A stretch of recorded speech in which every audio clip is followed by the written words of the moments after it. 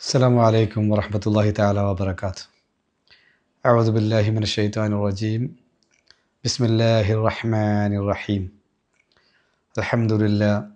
الحمد لله رب العالمين والصلاة والسلام على رسوله الأمين وعلى آله وصحبه أجمعين. അപ്പോൾ ഓക്കെ, നമ്മൾ പറഞ്ഞ പോലെ പാർട്ട് 1 എന്താണ് കൈകാര്യം ചെയ്യാന്ന് പറഞ്ഞത്? പ്രവാചകനെ പുറത്തുനിന്ന് നോക്കിക്കാണുമ്പോഴുള്ള അവസ്ഥ. പ്രവാചകൻ എന്ന് പറയുമ്പോൾ എപ്പോഴും അതിലൂടെ ആഡ് ചെയ്ത് എന്തെന്ന് മനസ്സിലാക്കണം നിങ്ങൾ? സ്വഹാബാക്കൾ അതും കൂടി ആഡ് ചെയ്യണം കേട്ടോ. കാരണം പറഞ്ഞുകൊണ്ടിരിക്കേണ്ട ആവശ്യമില്ലല്ലോ, ക്ലിയർ ആണല്ലോ. പക്ഷെ മെയിൻ നമുക്ക് മാനദണ്ഡം ലഖദ് കാന ഫീ റസൂലില്ലാഹി ഉസ്വത്തുൻ, ആ ഉസ്വത്തുൻ ഹസന അല്ലേ? ആർക്കാണ് ഉസ്വത്തുൻ ഹസന കിട്ടുമെന്ന് പറഞ്ഞത്? യെസ്, ലിമൻ കാന യർജുല്ലാഹ, അള്ളാഹുവിനെ കാണാൻ കൊതിക്കുന്ന ആളുകൾ, അള്ളാഹുവിനെ ഒന്ന് കണ്ടുമുട്ടാൻ. ഈ മഹാമെജീഷ്യന് അല്ലേ, മെജീഷ്യൻ ഉദ്ദേശിക്കുന്ന മിറക്കിൾസ്, ഇതിൻ്റെ ആ ഫത്തിർ സമാവാത്തി വല്ലാറിലാണ്, ബദി ഉസ്സമാവാത്തി വല്ലാറിനെ കണ്ടുമുട്ടാൻ ആഗ്രഹിക്കുന്ന ആൾ, അതുപോലെ പരലോകത്തെ ആഗ്രഹിക്കുന്ന ആളുകൾ, പ്ലസ് പരലോകത്തെ ആഗ്രഹിക്കുന്ന മനസ്സിലാക്കുക. അവിടെ നമ്മുടെ ലെൻസിന് എവിടെയോ തകരാറ് പറ്റിയണമെന്നും നമ്മളൊന്ന് വിശകലനം ചെയ്യേണ്ടതുണ്ട്. പരലോകം ഉദ്ദേശിക്കുന്നത് വെച്ചാൽ ഇവിടെ എറ്റേണിറ്റി എന്നാണ്, അതായത് ഇറ്റേണൽ ലൈഫ് എന്ന് പറയും. അപ്പോൾ എറ്റേണിറ്റിയാണ്, എറ്റേണൽ ലൈഫ്. ആലോചിച്ചു, ഈ ലോകത്ത് എറ്റേണിറ്റി ആഗ്രഹിക്കാത്ത ആരാ ഉള്ളത്? എറ്റേണിറ്റി, ദാറുൽ ഖുൽദ് എന്നാണ് സ്വർഗത്തിനെ പറ്റി പറഞ്ഞത്. ദാറുൽ ഖുൽദ് എന്ന് പറഞ്ഞാൽ എന്താ? Eternal aboard. അപ്പോൾ ദാറുൽ ഖുൽദ് എന്നാണ് സ്വർഗത്തെക്കുറിച്ച് പറയുന്നത്. അപ്പോൾ എറ്റേണൽ ലൈഫ്, എറ്റേണിറ്റി ആഗ്രഹിക്കില്ല എല്ലാവരും. ഈ അടുത്ത് ആലോചിച്ച്, കേരളത്തിലൊരു രാഷ്ട്രീയക്കാരൻ, പേര് നമ്മൾ പറയേണ്ടതില്ല, അടുത്ത് മരണപ്പെട്ടപ്പോൾ മരിക്കുമെന്ന് അദ്ദേഹം പറഞ്ഞു എന്ന് പറഞ്ഞിട്ട് പറയാണ്. ഞാൻ കേട്ടതാണ്, ന്യൂസിൽ വാർത്തയിൽ അവിടെ കേട്ടതാണ്. അപ്പോൾ അദ്ദേഹത്തിൻ്റെ ബോഡി എടുക്കുന്ന സമയത്ത് അല്ലേ, അദ്ദേഹത്തിൻ്റെ എന്താ പറയുക, ശവസംസ്കാരം കഴിയുന്നത് വരെ ഒരു പാട്ട് വെക്കണം എന്ന് പറഞ്ഞു അദ്ദേഹം. ഏതാണ് പാട്ട്? എന്താണ് പാട്ടെങ്ങനെയാണ് വരുന്നത്? ജസിക്കന്നെ ആയിക്കോട്ടെ, ഇന്നത്തെ സംസാരം ജസിക്കന്നെ റെസ്പോൺസ് അല്ല, അങ്ങനെ ആ രീതിയിലേക്ക് വേണ്ട, അങ്ങനെ വേണ്ട. ആ ഒരു ലൈന് മാത്രം പറഞ്ഞാൽ മതി. എന്താണ് ആ ലൈന്? പാടാനുള്ള പാട്ട് സംഭവം ഒന്നല്ലല്ലോ, പാടാനുള്ള സംഭവം അല്ലല്ലോ. ഓക്കെ, അതെ, ഈ മനോഹര തീരത്ത് തരുമോ ഇനിയൊരു ജന്മം കൂടി അല്ലേ? അല്ലേ അല്ല, അതിന് ഈ മനോഹര തീരത്ത് തരുമോ ഇനിയൊരു ജന്മം കൂടി. അപ്പോൾ അതായത് മരിക്കാനല്ലല്ലോ നമുക്കിഷ്ടം അല്ല, ഇങ്ങനെ ഒരു യുവാവായി അല്ലെ യുവതിയായി എന്നെന്നും പ്രശ്നങ്ങളില്ലാതെ ജീവിക്കാൻ പറ്റുമെങ്കിൽ, പ്രശ്നമൊന്നും ഇല്ലാതെ ജീവിക്കണം എല്ലാവരും ആഗ്രഹിക്കുന്നില്ലേ? പ്രശ്നമൊന്നും ഉണ്ടാകാൻ പാടില്ല. ഈ യുവത്വം മാറി വരെ അങ്ങോട്ട് എത്തുമ്പോൾ വയസ്സൊക്കെ ആകുമ്പോൾ പ്രശ്നം വരും, ആ രീതിയിലുള്ള പ്രശ്നം വരുമല്ലോ, ഹെൽത്ത് ഇഷ്യൂസ് വരും. അപ്പോൾ അതൊന്നും ഇല്ലാതെ ഇങ്ങനെ കഴിയണമെന്ന് ആഗ്രഹിക്കാത്ത മൊമെൻറ്റുകൾ ആരുടെയും ലൈഫിൽ ഉണ്ടാവും. സോ എവ്രിബഡി ലൈക്സ് എറ്റേണിറ്റി എന്നാണ്. എറ്റേണിറ്റി എല്ലാവർക്കും ഇഷ്ടമാണ്. അതാണ് ദാറുൽ ഖുൽദ്. എന്നാൽ അങ്ങനെയൊന്നും ഉണ്ടെന്ന്, അതാണ് പരലോകം. പരം എന്ന് പറഞ്ഞാൽ എന്താ? അനദർ, മറ്റൊരു വേൾഡ്. നമ്മൾ ഈ ഇന്ന് കാണാത്ത മറ്റൊരു വേൾഡ് അവിടെ ഉണ്ട് അല്ലേ? അതാണ് പരലോകം എന്ന് പറഞ്ഞാൽ ഉദ്ദേശിക്കുന്നത്. അപ്പോൾ അതാണ് ആ ദാറുൽ ഖുൽദ് എന്നുള്ള ആ പരലോകത്തെ ആഗ്രഹിക്കുന്ന ആളുകൾ. പിന്നെ വദക്കറുല്ലാഹ കസീറ അല്ലേ, ഒരുപാട് ദിക്റുള്ള ഒരുപാട് സംഭവിക്കുന്ന ആളുകൾ. അപ്പോൾ 3 കൂട്ടർക്കാണ്, 3 വിഭാഗം ആളുകൾക്കാണ്, 3 വിഭാഗം എന്നല്ല, 3 ക്വാളിറ്റി ഉള്ളവർക്കാണ്, അങ്ങനെ പറയാം, 3 വിഭാഗമല്ല, 3 ടൈപ്പ് ഓഫ് ക്വാളിറ്റി ഉള്ള ആളുകൾക്കാണ് ആര് മാതൃകയാകുന്നത്? പ്രവാചകൻ തങ്ങൾ മാതൃകയാകുന്നത്. ഒന്നെന്തായിരുന്നു? ശശിക്കൻ പറഞ്ഞതാണ് അള്ളാഹുവിനെ ആഗ്രഹിക്കുക അല്ലേ, കാരണം യർജുള്ള. അപ്പോൾ ആ അള്ളാഹുവിനെ ആഗ്രഹിക്കുക എന്നുള്ളത് ചെറിയൊരു ടോപ്പിക്കാണോ സത്യത്തിൽ? ആണോ? ഒരിക്കലല്ലല്ലോ. ഞാനൊക്കെ ചെറുപ്പത്തിൽ ഈ നമ്മുടെ പാരൻറ്റിങ്ങിൻ്റെ ഭാഗമായിട്ട് അള്ളാഹുവിനെ കുറിച്ച് ഇങ്ങനെ മക്കൾക്ക് പഠിപ്പിച്ചു കൊടുക്കുമ്പോൾ, 3ാമത്തെ മോനൊക്കെ ചെറുപ്പത്തിൽ പറയാറുണ്ട്, എന്ത് അള്ളാഹിനെ പറ്റി ഇങ്ങനെ പറഞ്ഞ് അള്ളാഹ് ഒരു ഭയങ്കര സംഭവമാണെന്നൊക്കെ പറയുമ്പോൾ ചെറിയ പിള്ളേർക്കൊക്കെ തോന്നിപ്പോവും, എന്താ പടച്ചവനിങ്ങനെ അത് കാണണം എന്നുള്ള ആഗ്രഹമാണ്. പെട്ടെന്ന് മരിക്കണം, ചെറിയ കുട്ടിക്ക് മരിക്കാൻ പേടിയില്ലല്ലോ. അപ്പോൾ മരിക്കണം എന്നുള്ള ആ ഒരു പോസിറ്റീവായ ആഗ്രഹം, അത് നെഗറ്റീവായിട്ട് നമുക്ക് എടുക്കാൻ പറ്റില്ല. അതിന് ആത്മഹത്യ പ്രവണത ഒന്നുമല്ല കുട്ടികൾക്ക്. എന്താ ചാവേറുമല്ല, ചാവേറും ഇല്ല, എന്തുമില്ല.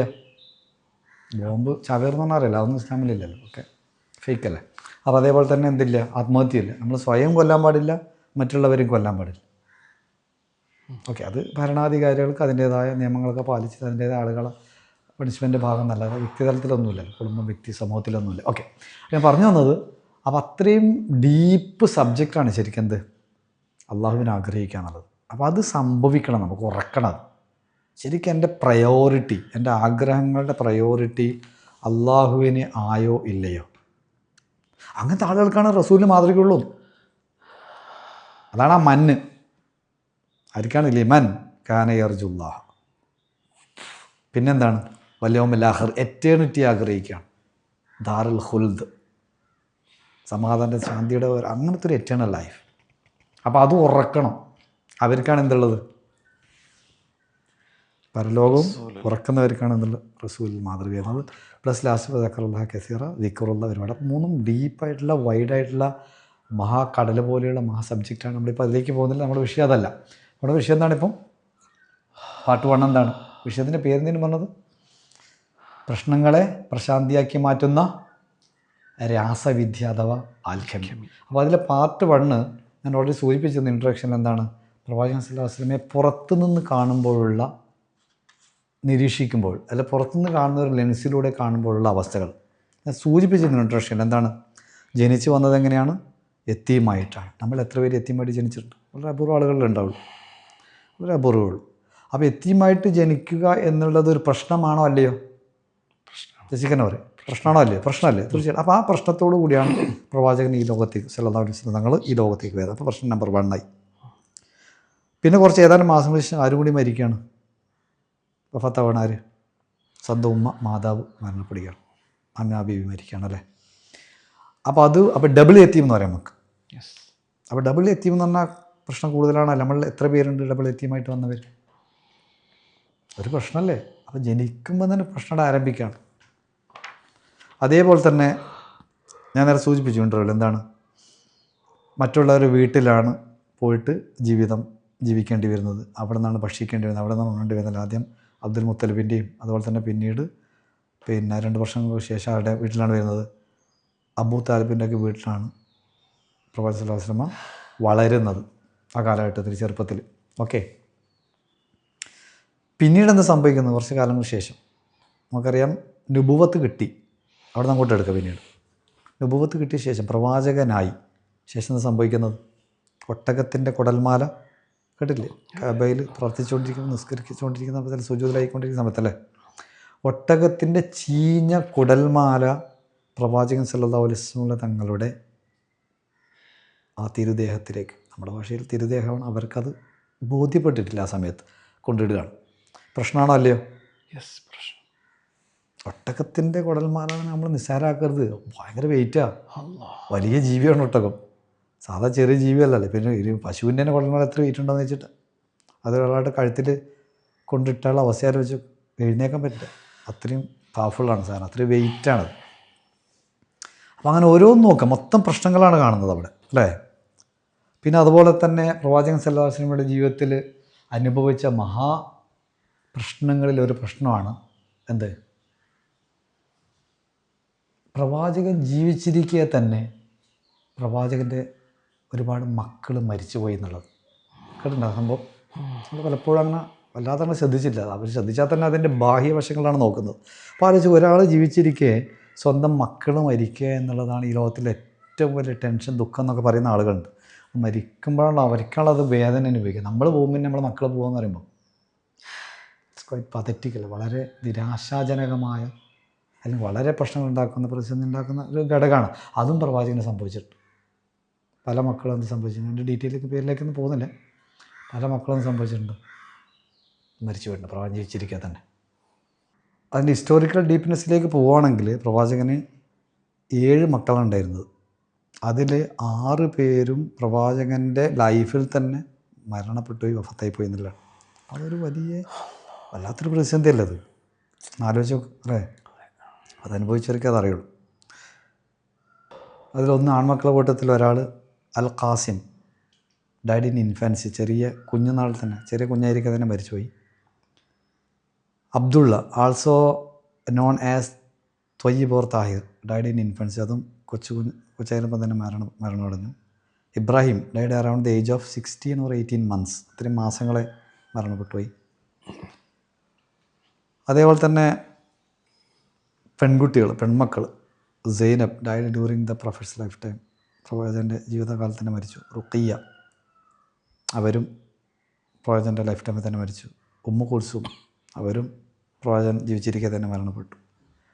ഫാത്തിമ ബീബിയാണ് ശരിക്കും എന്ത് ചെയ്തത്, പിന്നീട് പ്രവാചകൻ്റെ ലൈഫ് ടൈമില്ല, പിന്നീട് മരണപ്പെടുന്നത്. അപ്പോൾ അത്രയും ആലോചിച്ച് നോക്കും. ഇങ്ങനെ ഓരോ പ്രശ്നങ്ങളും പ്രതിസന്ധികളാണ് പ്രവാചകൻ നേരിടുന്നത് ആ രീതിയിൽ. ഓക്കെ, ഇനി നിങ്ങൾ നോക്കൂ, ഇതേ ലെൻസിലൂടെ തന്നെ നോക്കുമ്പോൾ പ്രവാചകൻ അനുഭവത്തിന് ശേഷം തായിഫിലേക്ക് പോകുന്ന രംഗം നമുക്കറിയാലോ. തായിഫിലേക്ക് പോകണം. എന്തിനാണ് പോകുന്നത്? അവിടെയുള്ള ആളുകൾ എന്നെ അണച്ചു പിടിക്കും, കൂട്ടിപ്പിടിക്കും, രക്ഷപ്പെടുത്തും, എനിക്ക് പ്രൊട്ടക്ഷനാവും, കെയർ തരും. ഓക്കെ, ആ രീതിയിലുള്ള മഹാപ്രതീക്ഷയോടുകൂടിയാണ് പ്രവാചകൻ സ്വല്ലല്ലാഹു അലൈഹി വസല്ലം തങ്ങൾ എന്ത് ചെയ്യുന്നത്, തായിഫിലേക്ക് പോകുന്നത്. എന്നാൽ തായിഫിലേക്ക് പോയിട്ട് സംഭവിച്ചെന്താ? കൂടുതൽ അതിലേക്ക് ഡീറ്റെയിൽ, തായിഫല്ലല്ലോ നമ്മുടെ വിഷയം. അവിടെ നിന്ന് കുട്ടികളെ കൊണ്ട് അവിടുത്തെ ആളുകൾ കല്ലെറിയിപ്പിച്ചിട്ട് കല്ലേറ് കൊണ്ടിട്ട് രക്തം വാർന്നൊലിക്കുന്ന പ്രവാചകനെയാണ് ചരിത്രം നമ്മുടെ മുമ്പിൽ പറയുന്നത്. പ്രശ്നമാണോ? അല്ലയോ? പ്രശ്നമല്ലേ? മൊത്തത്തിൽ പ്രശ്നങ്ങളാണ് ഒരുപാട് കാണുന്നത് ഒരു ഭാഗത്ത്. അതുകൊണ്ട് നമുക്കറിയാം, ഷുഐബ് അബി താലിബ് 3 വർഷത്തോളം അവരെ ബഹിഷ്കരിച്ചു. ആ ജനത, പക്കത്തെ ജനത എന്ത് ചെയ്തു?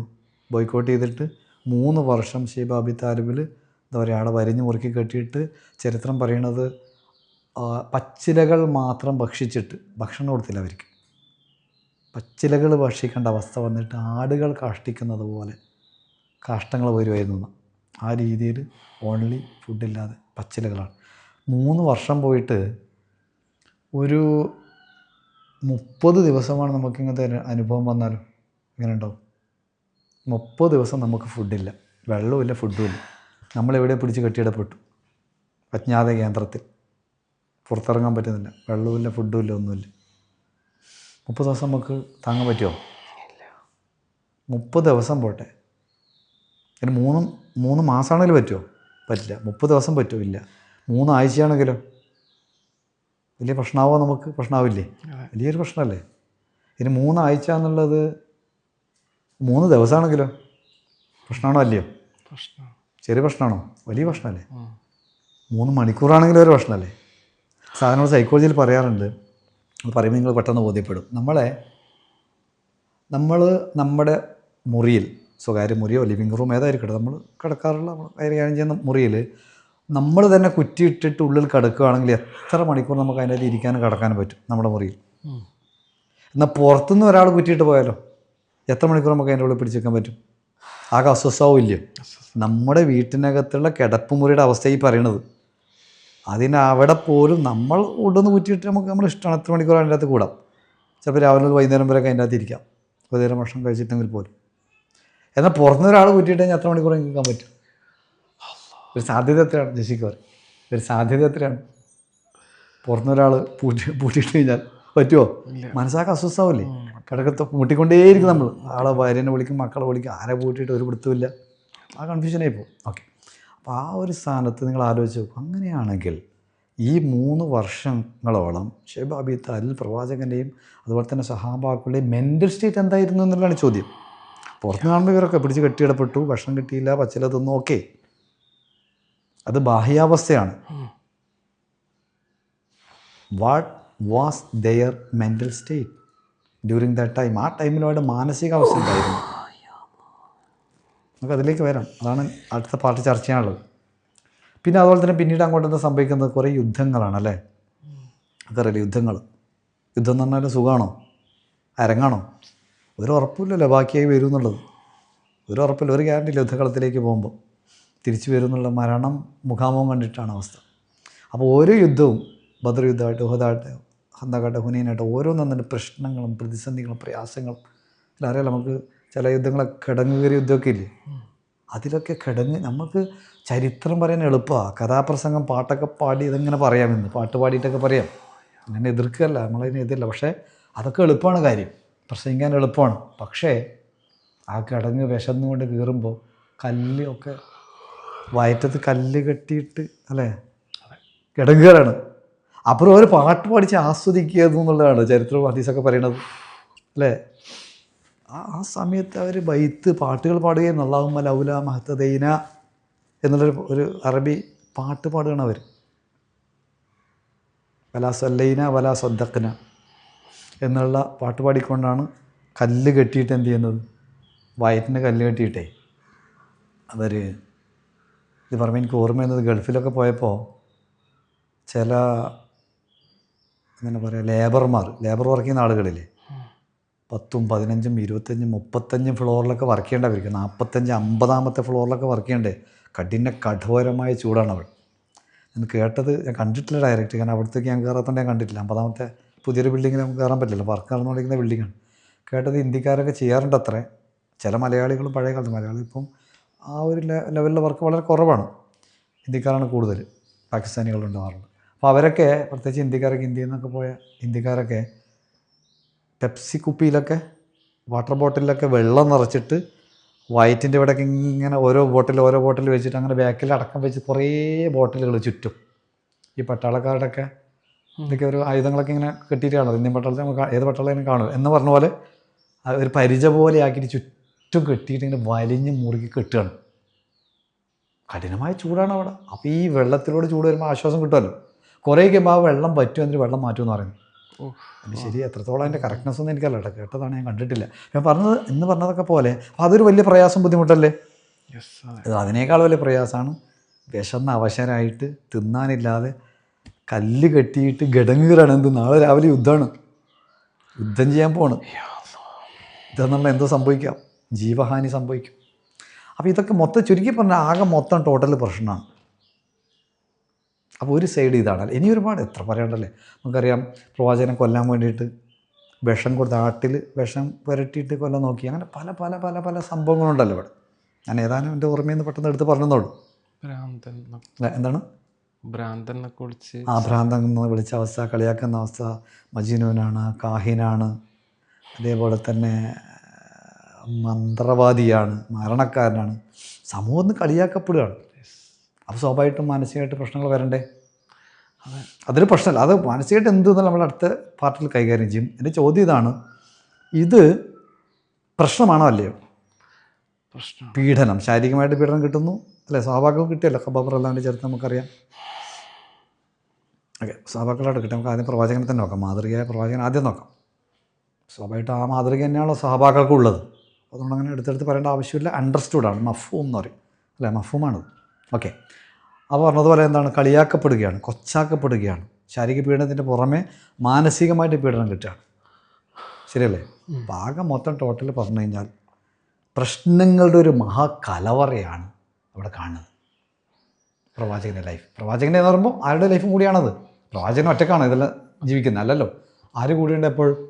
സ്വഹാബാക്കളുടെ. അപ്പോൾ പ്രവാചകൻ്റെയും സ്വഹാബാക്കളുടെയും ലൈഫ് പ്രശ്നങ്ങളുടെ പ്രതിസന്ധിയാണ്. അപ്പോൾ കോൺസെൻട്രേഷൻ, ഡീപ്പ് ഫോക്കസിങ് കിട്ടാനാണ് ഞാൻ പ്രവാചകനെ മാത്രം ഇപ്പോൾ എടുത്ത് കാണിക്കുന്നത്.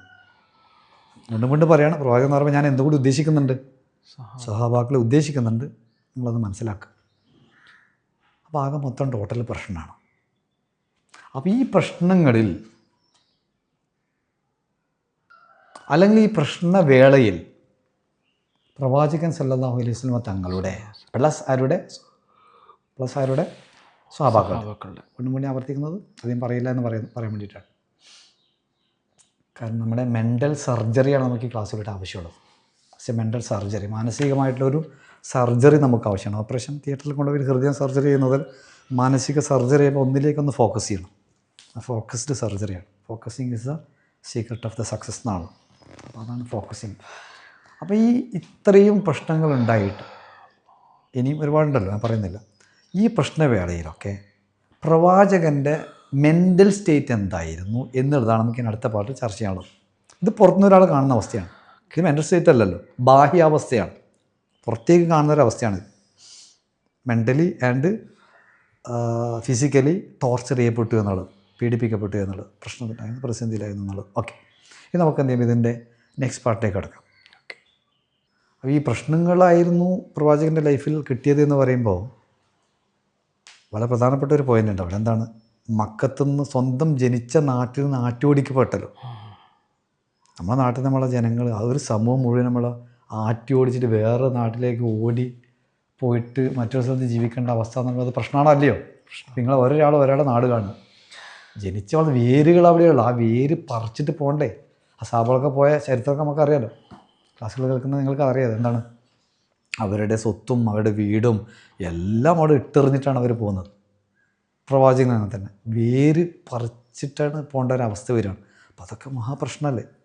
മൊത്തത്തിൽ ചുരുക്കി പറഞ്ഞാൽ വീണ്ടും ആവർത്തിക്കുകയാണെന്ത് പ്രശ്നങ്ങളുടെ ഒരു കലവറയാണ് ആ ഒരു വൺ സൈഡിലൂടെ നോക്കുമ്പോൾ കാണുന്നത് പ്രവാചകൻ്റെ ലൈഫിൽ.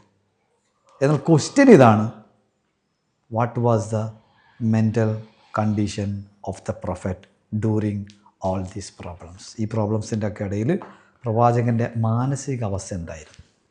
ടെൻഷനിലായിരുന്നു, കഷ്ടപ്പാടും ദുരിതം അനുഭവിക്കുന്ന മൈൻഡായിരുന്നു, അയ്യോ കുടുങ്ങിപ്പോയി എന്നുള്ള അവസ്ഥയായിരുന്നു, എന്തിനാണ് റബ്ബെ എന്നോടിങ്ങനെ, എന്തിനാണ് ഈ ദുരിതം എനിക്ക് തന്നത് എന്നതായിരുന്നോ, അതോ മറ്റു വല്ലതുമായിരുന്നു?